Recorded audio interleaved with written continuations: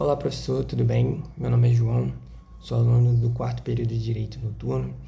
Vim aqui nesse vídeo fazer a demonstração de competência do 2º bimestre na matéria de Legislação Social e Trabalhista Aplicada.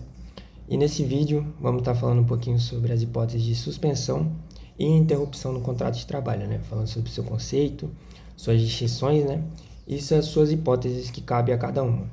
Também vou trazer um entendimento do TST, algumas súmulas que tratam a respeito dessa matéria, e também a CLT, que é nossa base legal.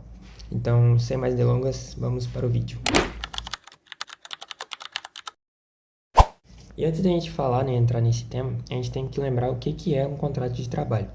Um contrato de trabalho nada mais é do que um acordo expresso da manifestação voluntária da vontade das partes, entre empregado e empregador, onde o empregado ele deve ser uma pessoa física, prestar trabalhos onerosos de maneira habitual e ter uma subordinação, tanto jurídica, tanto profissional, para o seu empregador, que, pela sua vez, vai admitir, assalariar e dirigir essa prestação de serviço. Além disso, a gente tem que lembrar sobre um importante princípio do direito do trabalho, que é o princípio da continuidade do contrato de trabalho, que fala que, em regra, o contrato ele é por tempo indeterminado. E, de acordo com esse princípio, existem situações em que, mesmo que não haja prestação de serviço, o vínculo empregatício ele vai ser mantido, como, por exemplo, nas hipóteses de interrupção e de suspensão do contrato de trabalho.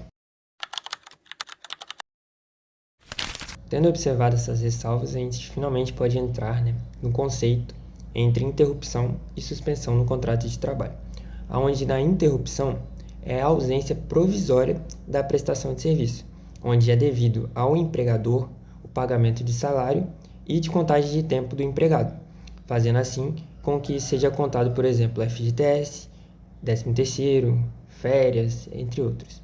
Já na suspensão, é a ausência total da prestação de serviço, onde não há tanto pagamento de salário, tanto contagem de tempo.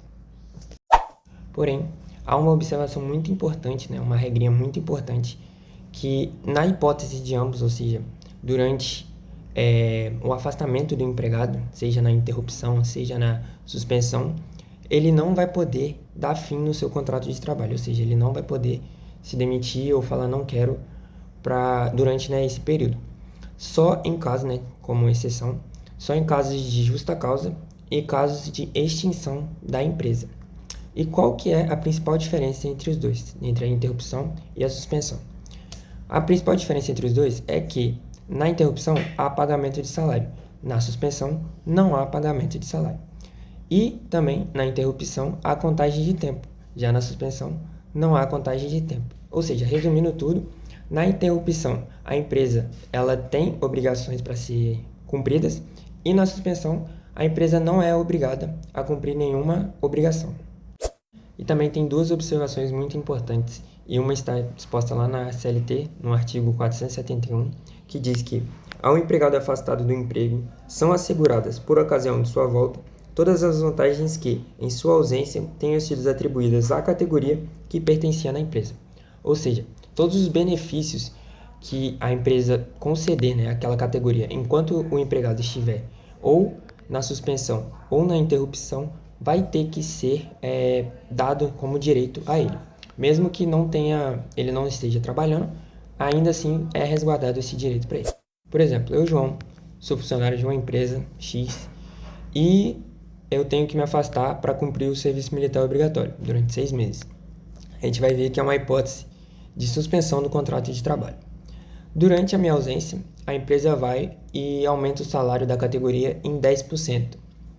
Quando eu voltar desses 6 meses, quando meu contrato estava suspenso, esse direito ele vai ser resguardado a mim, ainda que eu não tenha trabalhado e ainda que meu contrato esteja suspenso. Esse direito ele vai ser resguardado a mim. E a segunda observação é em relação aos contratos de prazos determinados, ou seja, aqueles contratos que têm prazos para serem encerrados. Que a CLT diz que, em regra, é computado esse tempo de afastamento que o empregado ficar. Porém, se acordado entre as partes, esse prazo ele não vai poder ser computado. Por exemplo, em um contrato de 6 meses, eu sofri um acidente e fiquei 1 mês fora. Se acordado entre as partes, esse período que eu fiquei fora, ele não vai ser computado a contagem final dos prazos. Porém, em regra, ele é. Isso está disposto lá no artigo 472, inciso 2º da CLT. Bom, e as hipóteses de interrupção vão estar legisladas lá no artigo 473 da CLT, que vai dizer que quando houver o falecimento de algum cônjuge, de algum filho, de algum avô, algum dependente do empregado, esse contrato ele vai poder ser interrompido pelo prazo de 2 dias. E também em virtude do casamento, que aí vai poder ser interrompido pelo prazo de 3 dias consecutivos. Vale lembrar que no artigo 320, parágrafo 3º da CLT, fala que os professores vão ter direito a 9 dias. Vai poder ser interrompido também para doação de sangue no prazo de 1 dia a cada 12 meses e para alistamento eleitoral, tendo 2 dias consecutivos para ter essa interrupção.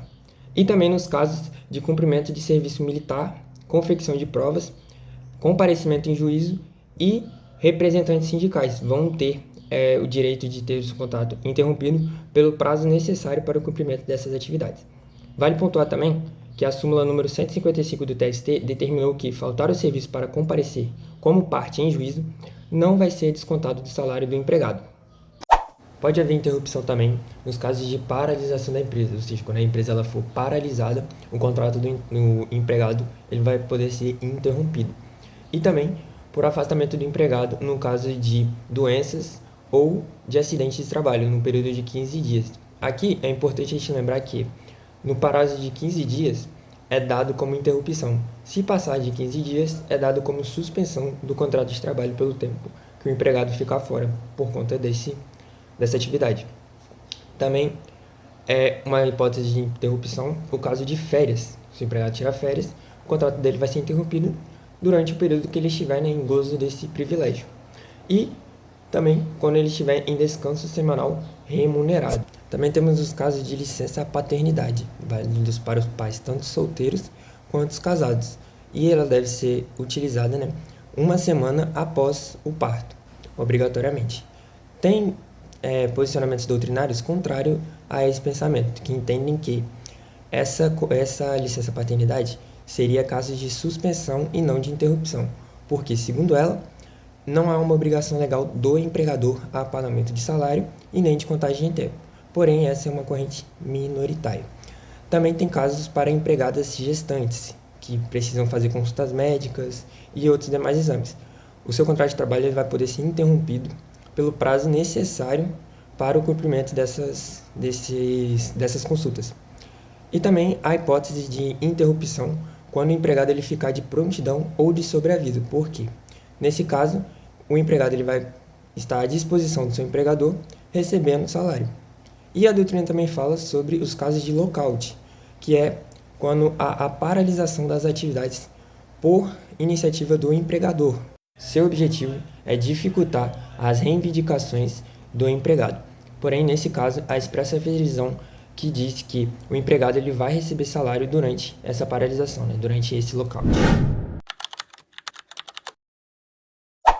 E chegamos nas hipóteses de suspensão do contrato de trabalho. Só lembrando que é quando cessa-se tanto a obrigação do empregado, tanto do empregador, ou seja, ele não vai ter pagamento de salário e também não vai ter a contagem de tempo. Porém, o vínculo empregatício entre os dois, entre o empregado e o empregador, vai ser mantido. E lá na CLT traz algumas hipóteses de como vai ser essa suspensão e quando ela vai se dar. E alguma das hipóteses pode ser, por exemplo, os encargos públicos, que é uma obrigação imposta pelo Estado, onde o empregado foi, por exemplo, eleito como prefeito de uma cidade. Nos casos também de mandatos sindicais, quando ele foi eleito diretor de algum sindicato.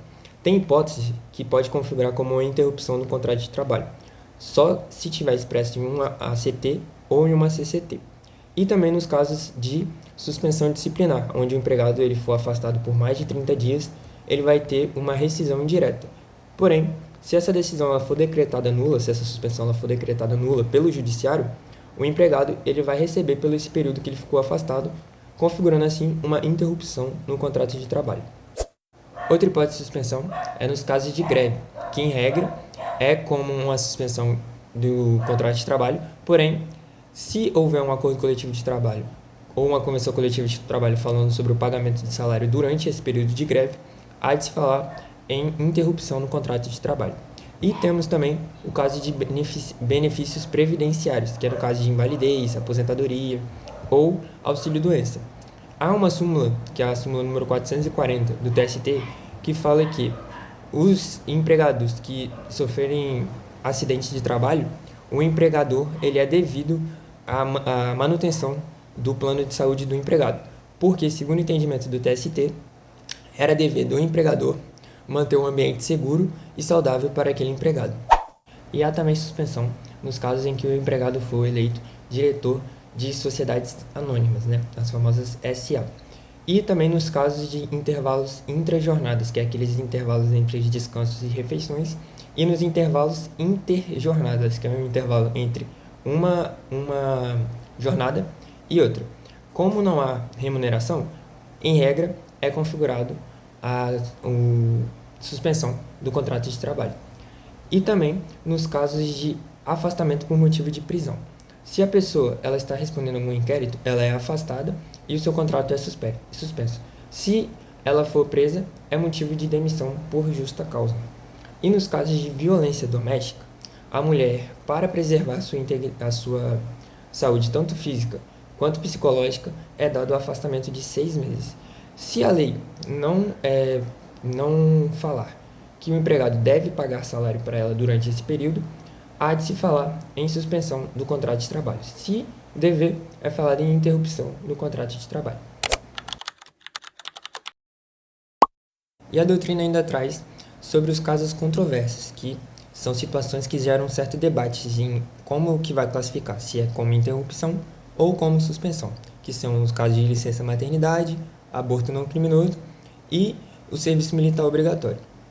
Na licença maternidade, a licença maternidade em si é um benefício previdenciário, que a mulher ela vai ficar pelo período de 120 dias, ou seja, 4 meses, sendo devido ao empregador pagar salário, que vai ser reembolsado pela Previdência Social.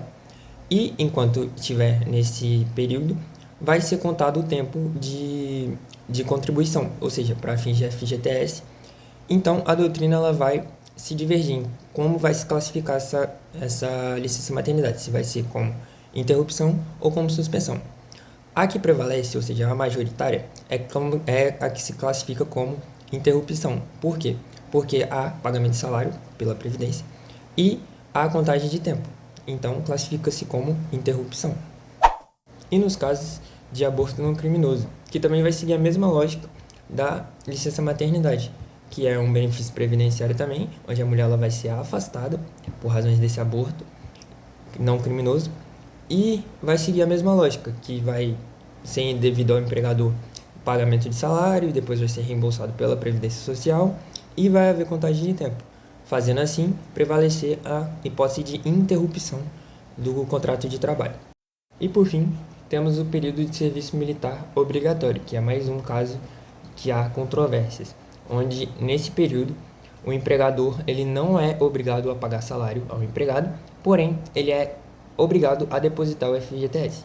Por isso surge a discussão se é uma suspensão ou uma interrupção, e prevalece que é uma suspensão do contrato de trabalho, porque o empregado ele não vai receber salário. E é importante dizer também que no artigo 472, parágrafo 1º da CLT, fala que se o empregado ele desejar voltar à sua função, ele tem que comunicar o seu empregador no prazo de 30 dias.